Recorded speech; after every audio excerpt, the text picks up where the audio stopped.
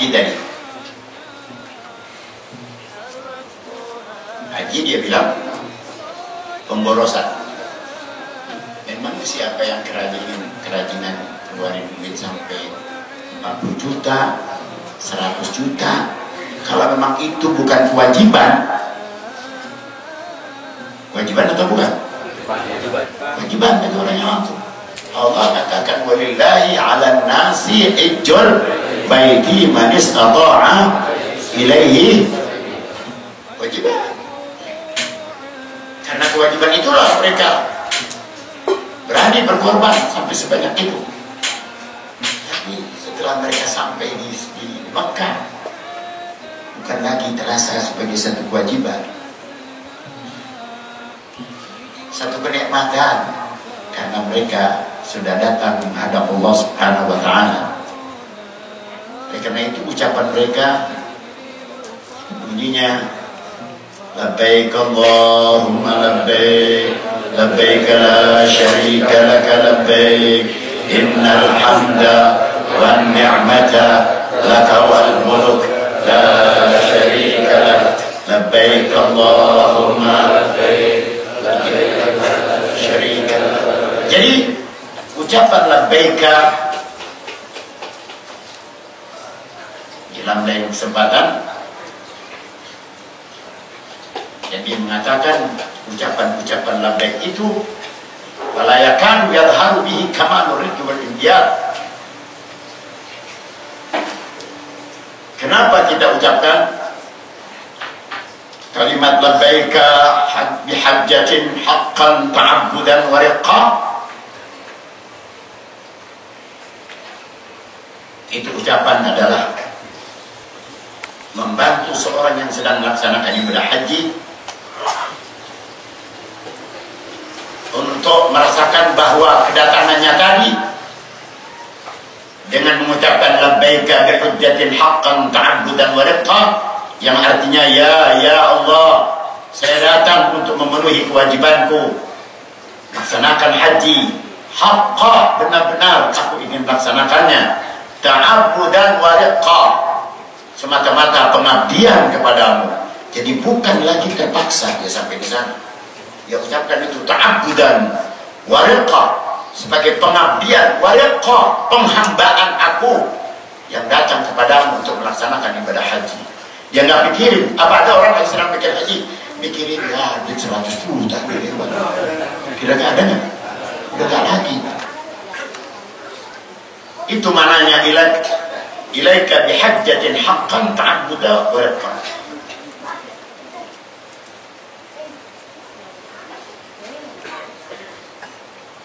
Dan itu diulang-ulang dengan mengucapkan labbaik Allahumma labbaik. Profesor Dr. Al-Muhaddith Al-Musnid Al-Habib Muhammad bin Alwi bin Abbas Al-Maliki dalam kitabnya Al-Hajju Asrar wa Fadail mengatakan bahwa haji ini adalah bagian dari olahraga akal, karena tidak semua ibadah haji itu bisa dicerna hikmahnya oleh akal. Ada yang bisa dicerna, ada pula yang tidak bisa dicerna oleh akal kita. Ibadah haji itu sendiri menetapkan kelemahannya akal kita untuk bisa mencerna hikmah-hikmah dari pelaksanaan ibadah haji.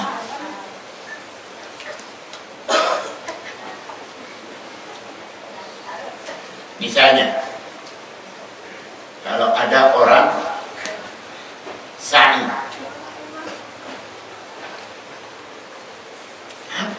sa'i, mundar-mandir, sofa 7 kali, marwah 7 kali. Apa maknanya itu? Tidak ada yang bisa tahu itu apa hikmahnya.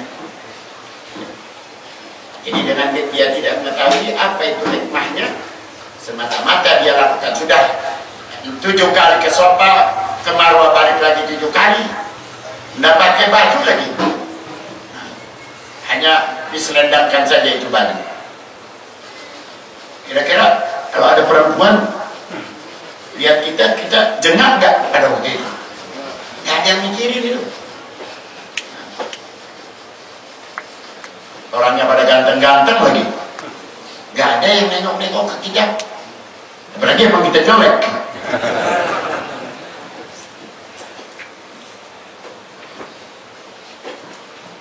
Jadi semua itu dia lakukan oleh orang yang sedang melaksanakan ibadah haji, ta'abbudan haqqan wa riqa, semata-mata pengabdian.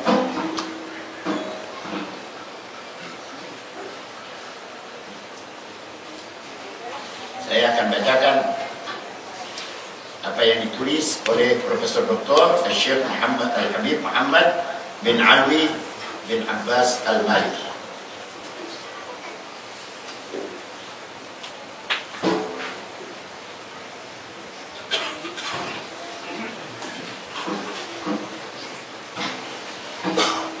Seperti tidak pakai baju yang berjahit, tapi tajarrudihi minal makhiti wa lubsihi lil ihram izar wa rida' 'ala ar-ra's a'la darajat al-khudu' wa tadallul lahu wa tadallul lillahi ta'ala.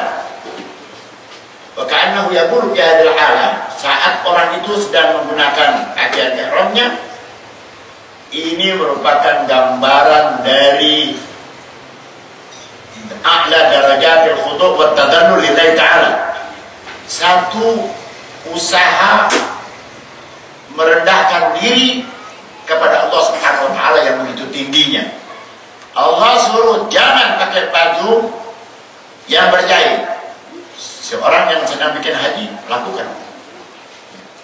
Bisa-bisa kalau ada orang pakai ihram bikin haji pakai baju yang seperti sekarang kita pakai, jadi nggak?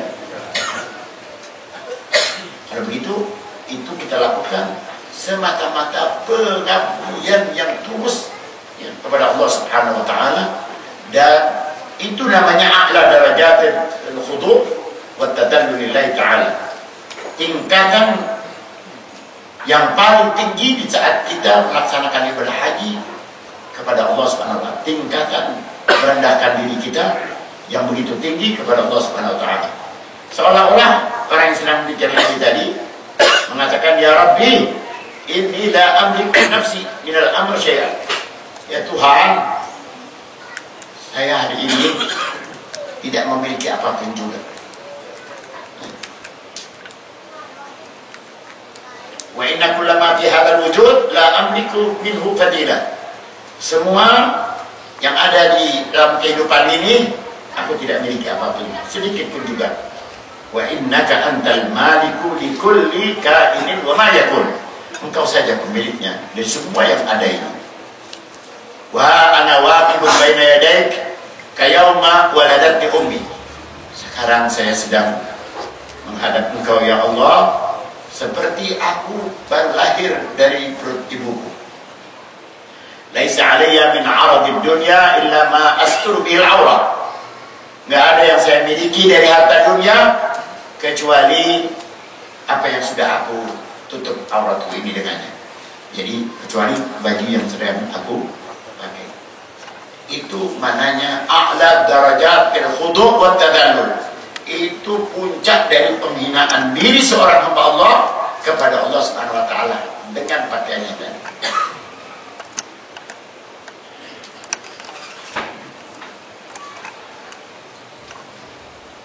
Jadi bukan boros-borosin duit, apa buang-buang duit.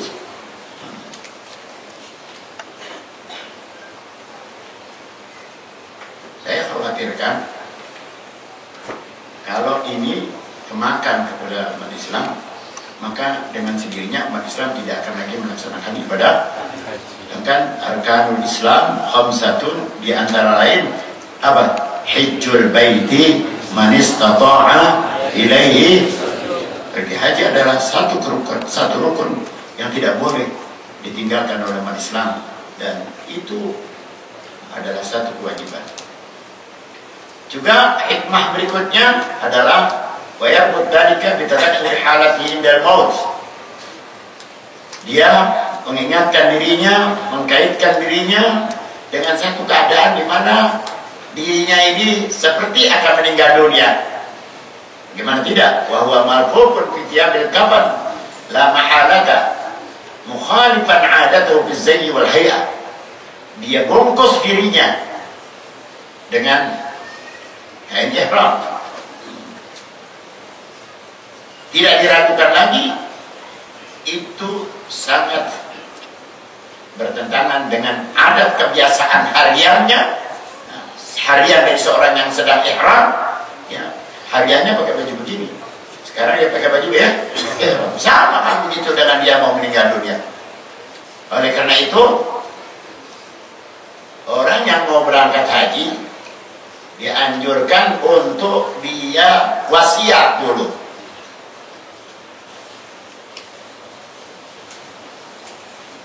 Wasiat kepada keluarganya, tulis bahwa saya akan melaksanakan haji ini, saya masih punya urusan karena dagang, punya urusan dengan orang lain.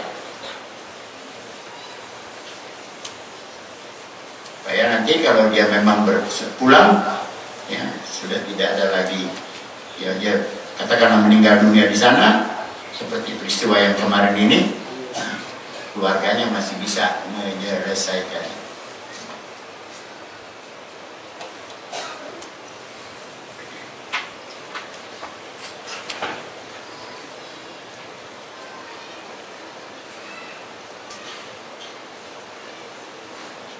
Kemudian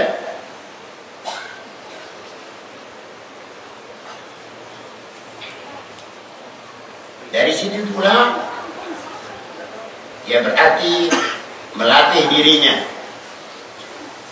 Orang yang bikin haji itu seolah-olah dia melatih dirinya untuk mengatasi segala problema hidup, kesulitan hidup, dan membiasakan memikul kesulitan-kesulitan hidup. Ditambah juga untuk membuat halusnya hatinya, mensucikan jiwanya dari sifat-sifat sombong. Kira-kira kalau ada orang senggol kita di saat kita lagi sedang tawaf atau sa'i atau apa saja lah saat-saat kita melaksanakan ibadah haji, katakan juga sampai jatuh tersandung kita tonjok aja itu orang apa? Tidak ada yang begini, tidak ada kerjaan yang begini. Maka berarti kita dilatih untuk menghilangkan itu sifat sombong kita, melatih kita punya jiwa untuk menjadi jiwa yang halus, tidak saling angkat diri satu dengan yang lain, tidak saling memusuhi yang satu dengan yang lainnya, karena hanya disebabkan karena hartanya. Pejabat jenderal pakai baju sama, giliran tawaf, giliran sa'i, giliran kesenggol misalnya boleh marah, nggak boleh marah. Al-hajju ashhurul ma'lumat, faman farada fihinna al-hajja fala rafatha wala fusuqa wala jidala fil hajj. Itu nggak boleh. Apakah karena dia waktu di negaranya punya kekuatan, punya pasukan dan sebagainya, atau punya pengaruh?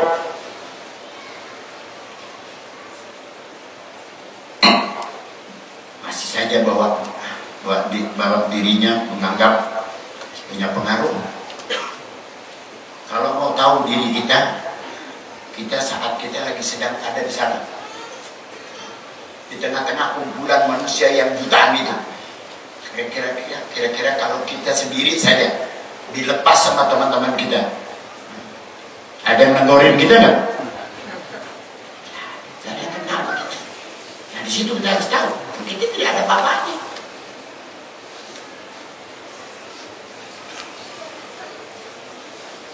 Manusia harus tahu bahwa insan mukarram bi takrimillah. Wala fadla li ahadin ala ahadin illa bil ilmi nafi' wat taqwa al khalisah wal amal salih. Manusia itu dimuliakan karena memang Allah yang muliakan. Dan tidak ada keistimewaan seorang terhadap seorang yang lain atau terhadap orang lain kecuali hanya dengan ilmu yang manfaat yang Allah berikan kepada dirinya.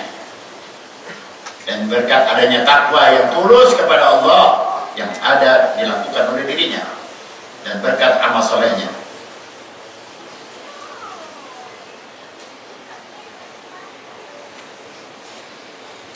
Dan ini yang memang harus diketahui oleh banyak orang tentang apa yang sebabkan, apa penyebabnya Allah perintahkan kepada kita melaksanakan ibadah haji. Bukan dalam arti maknanya pemborosan.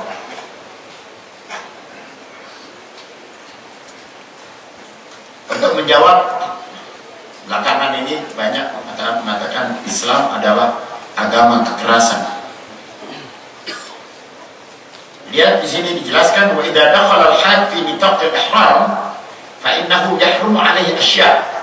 Kalau seorang yang sedang bikin haji sudah mulai melaksanakan ibadah haji, sudah pakai baju ihram, maka ada barang-barang yang halal semulanya sebelum ihram menjadi haram. Misalnya motong rambut. Kita udah bilang nawaitul hajja wa ahramtu bihi lillahi ta'ala. Udah niat begitu. Sudah nggak boleh tuh potong rambut, potong kuku, potong pohon, ngejar-ngejar burung yang lagi terbang. Dengan ini maka dia harus ingat bahwa ya tadzakkar irtibat al-Islam bil aman fi kulli syai'. Dia harus tahu bahwa Islam itulah punya kaitan dengan menciptakan rasa aman. Menciptakan rasa aman sampai kepada dirinya, motong kuku saja nggak boleh. Harus diamankan itu kuku, nggak boleh diganggu lagi. Burung yang di udara tidak boleh, pohon-pohonan tidak boleh diganggu. Tuh, dari situ saja harus tahu orang yang menuduh Islam itu agama teroris, yang banyak menganjurkan orang untuk menjadi teroris, bisa dijawab dengan ini.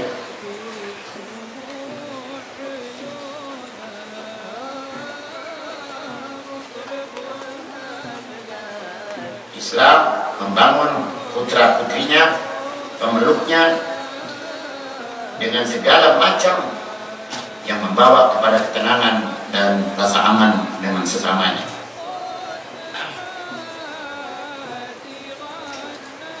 Aman buat pohon, aman untuk binatang-binatang. Sampai-sampai kalau ada orang berani potong pohon di saat dia lagi sedang melaksanakan ibadah hajinya atau sudah menggunakan baju ihramnya, apa yang wajib dia bayar? Bayar dam, bayar denda. Jadi untuk dirinya dia ciptakan rasa aman, dan untuk orang lain juga dan lingkungan juga menjadi rasa aman.